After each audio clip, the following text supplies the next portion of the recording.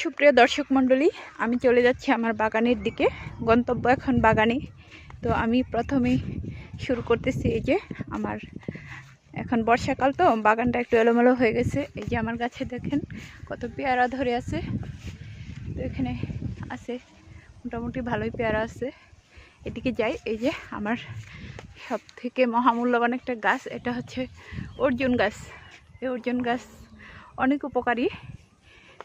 অর্জুনের ছালের রস অনেক উপকারী, যেটা আমরা প্রতিদিন খাই। আর কেউ খায় কিনা জানি না। আর এই যে এদিকে আছে একটা বেল গাছ। তো বেল গাছটা দেখেন একদম সবুজ হয়ে গেছে। আর এই যে আমি ঢুকে পড়লাম বাগানে। এদিকে আবার এই যে দেখেন কি সবুজ ঘাস, একদম দেখে মনোরম পরিবেশ, দেখে একদম মন ভরে যায়। তো এখানে আমার বাগানে আছে এই যে হিমসাগর আম গাছ। এই যে আরেকটা হিমসাগর আম গাছ আছে। এদিকে আছে লেবু গাছ। ওই যে ওইখানে আছে ফজলি আম, হাড়িভাঙা, সবই আছে বাগানে। যদি আমার বাড়িতে আছে সব আমি আবার নতুন করে একটা একটা করে এখানে লাগাইছি। আর এই যে দেখেন আমার ছোট্ট একটা গাছে কি পরিমাণ পেঁপে হয়েছে, মাশাআল্লাহ। গাছটা অনেক ছোট। তো এই যে এখানে দেখেন আবার গাঁদা ফুলের চারা হয়েছে। আর এদিকে হচ্ছে দেখাচ্ছি আমার বাগানটা। আসলে বর্ষাকালের জন্য আমি যত্ন নিতে পারতেছি না। তো অবশ্যই বর্ষাকাল শেষ হওয়ার সাথে সাথে বাগানের যত্ন নেওয়া হবে।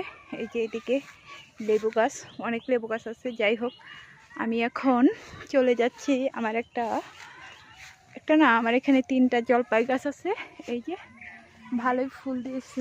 তবে ওই যে ওই দিকের জলপাই গাছটাতে একটু বেশি পরিমাণে ফুল আসছে, যদিও আমি ওখানে যাইতে পারতেছি না, কারণ এখানে যোগ থাকতে পারে, সেই জন্য আমি ভয়ে ভিতরে প্রবেশ করতেছি না।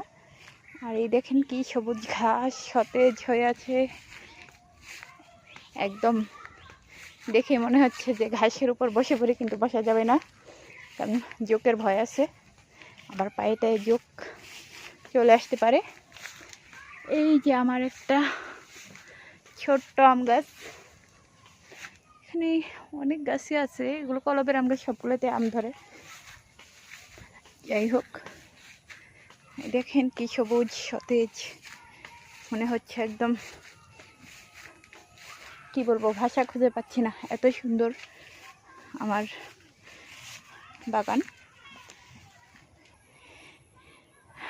দেখেন কি সুন্দর, একদম সবুজে সবুজে ভরপুর। আশা করি সবারই ভালো লেগেছে। ভালো থাকবেন সবাই। আল্লাহ হাফিজ।